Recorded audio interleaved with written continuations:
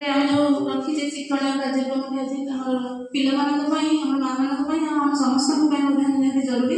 Madam बहुत बहुत धन्यवाद।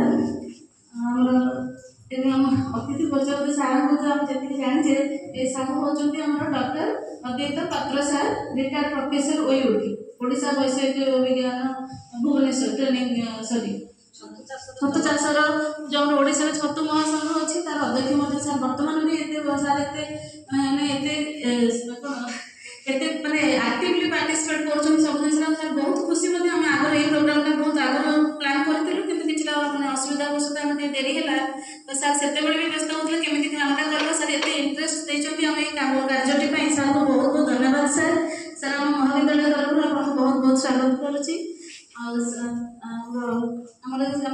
अंचल उद्योगी चाषी छतु चाषी श्री लक्ष्मीकांत दास सर को सर बहुत बहुत धन्यवाद। आप कार्यक्रम जड़ित होती निजे सब साहय कर सर महाविद्यालय को सर बहुत बहुत धन्यवाद। कार्यक्रम को स्वागत